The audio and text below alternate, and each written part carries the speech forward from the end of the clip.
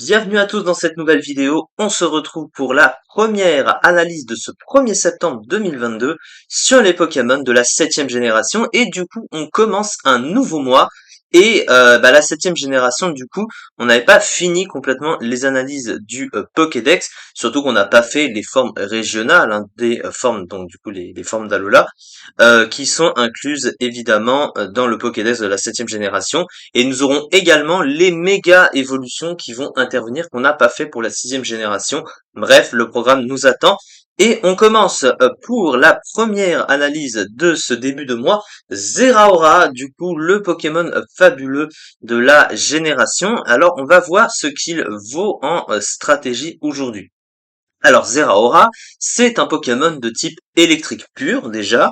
Le type électrique, c'est un bon type en stratégie globalement, parce que déjà défensivement, il a pas énormément de faiblesses, il en a qu'une, même si évidemment la faiblesse au type sol est très gênante, c'est un type très populaire en stratégie, et qui plus est un type super efficace sur le type acier, donc c'est un type de coverage qui est très fréquent, et le type sol est tout le temps joué, dans une team, il n'y a jamais de team sans type sol, ou au moins d'attaque de type sol. À côté, il a trois résistances, au type électrique, vol et acier. Donc défensivement, c'est plutôt correct. Offensivement, c'est correct aussi, même si c'est pas non plus exceptionnel. C'est un type qui est résisté par beaucoup de Pokémon, notamment les types électriques eux-mêmes, les types plantes, les types dragons, les types sol. Mais l'avantage aussi, c'est que c'est un stab neutre, sur le type acier, qui est toujours positif déjà offensivement.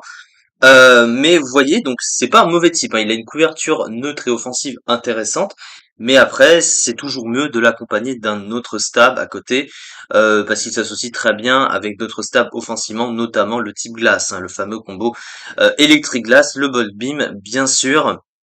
Mais c'est vrai que le type électrique tout seul demeure un petit peu moyen, autant défensivement et offensivement, c'est un type qui a besoin de couverture autour pour être plus intéressant que ça. Au niveau ensuite du talent de ce cher Zeraora, il possède Volt Absorb, donc Absorb Volt en français, qui lui donne tout simplement une immunité électrique, et quand il prend une attaque électrique, eh bien il ne subit aucun dégât, mais à la place il regagne un quart de sa barre de vie maximum. C'est un talent qui est certes situationnel, mais qui peut parfois être utile. Dans un tiers, on a notamment ce fameux Tokorico, ou même Regieleki, dans une moindre mesure.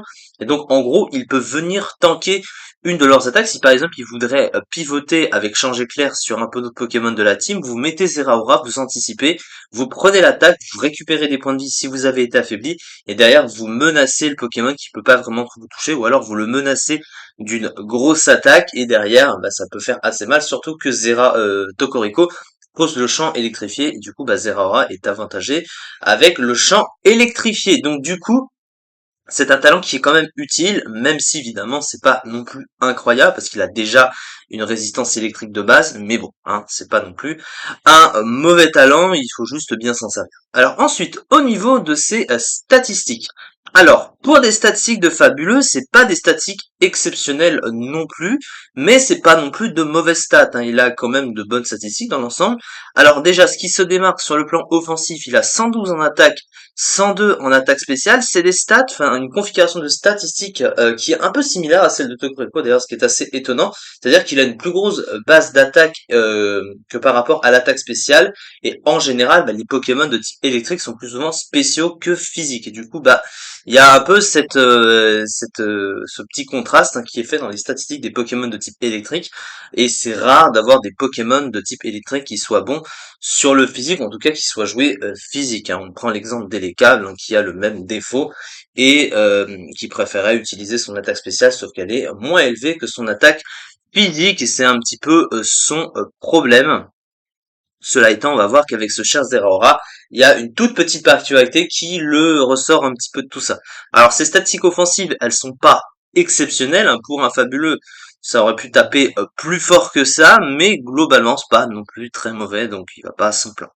Sur le plan du bulk, il a un bulk qui est sympathique, même si c'est pas un bulk de ouf, il a 88 en PV, 75 en défense, 80 en SPDF, qui lui permet de tanker quelques attaques neutres, globalement, mais des attaques trop puissantes sont en général mauvaises pour lui. Donc pas non plus des masses les coups, mais voilà, c'est pas non plus mauvais. Et surtout, ce qui est très bon avec lui, c'est sa vitesse de 143. Il a une des meilleures bases de vitesse du jeu, et en Overdose, c'est un des Pokémon les plus rapides naturellement. Il est même plus rapide que Lanceurien, hein, d'un petit point, et qui est un Pokémon aussi très dangereux et un des plus rapides du jeu. Un des rares Pokémon qui va le dépasser, bah évidemment Reggie, hein, qui est plus rapide avec 200 de vitesse. Et bah globalement, il n'y a pas vraiment grand-chose de plus, à part peut-être qu'Ancrelov, mais lui il est en Uber. C'est assez rare, il faut vraiment un Scarf pour le dépasser, ou quelque chose d'assez rapide, donc il a quand même une très très bonne base vitesse. Et pour un Pokémon offensif, une excellente vitesse, c'est évidemment très positif. On va passer tout de suite au plan du Move Pool.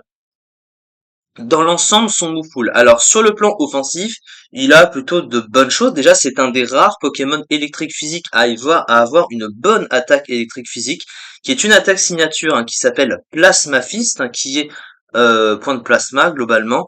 Et du coup, ça a 100 de puissance, 100% de précision. Donc, c'est une très bonne attaque électrique physique, hein, évidemment.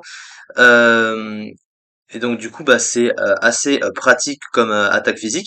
À côté, au niveau de ses modes de courage, bon, il possède close combat, sabotage, câlinerie. Globalement, ouais, il a aussi point de feu, vampipoint, blaze kick. Donc il a plutôt un bon pool offensif. Hein, c'est pas, il a quand même de très bonnes options et une très bonne attaque signature. Donc à ce niveau-là, c'est un des rares Pokémon, presque c'est presque le seul, hein, qui a une bonne attaque électrique physique même, je crois. Il y en a pas d'autres avant lui ou après lui, tout bonnement.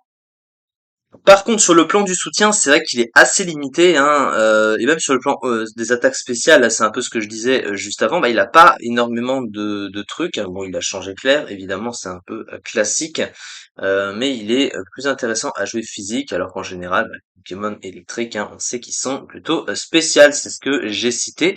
Sur le plan du setup, il possède Gonflette ou Plénitude. Alors, évidemment, Gonflette est plus envisageable.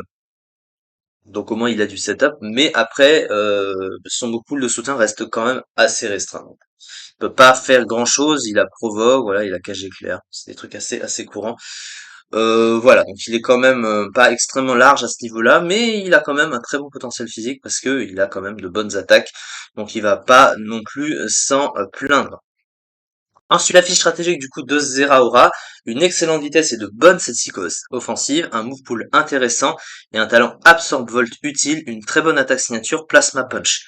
Un unique type électrique médiocre aussi bien offensivement que défensivement, un bulk un peu juste. Donc le truc c'est que ce Pokémon là, eh bien il est bon mais il est pas exceptionnel. Alors il s'est rattrapé un petit peu, hein, dans les usages depuis le nerf, hein, du terrain électrifié en huitième génération, qui est passé de 50% à 30%, ce qui fait que Tokoriko a été nerf et lui du coup bah je crois il est remonté grâce à ça, même si il est toujours moins bien classé, hein, cela étant.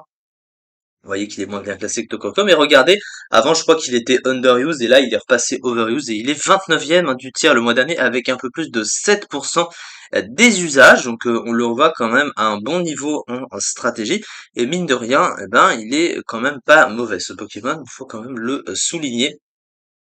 Évidemment, voilà, il a du mal par rapport à d'autres, hein. Évidemment, il y a des menaces, hein, en Overwatch qui sont très gênantes pour lui, des Pokémon qui peuvent le tanker, et c'est un Pokémon qui est pas extrêmement solide, donc il peut facilement se faire tuer derrière. On note évidemment les menaces assez classiques, genre Karchakroc ou des Météros, des trucs comme ça, qui peuvent venir sur lui, hein. Voilà, si t'as pas l'attaque adéquate, en plus pour passer tel Pokémon, t'es toujours bloqué, hein, évidemment. Mais bon, hein, à ce niveau-là, il va pas non plus s'en plaindre. Et du coup, c'est ça pour cette première analyse du jour. Et on se retrouve du coup pour les deux analyses qui nous restent à faire encore pour aujourd'hui. Merci beaucoup de m'avoir suivi et à très vite pour la suite.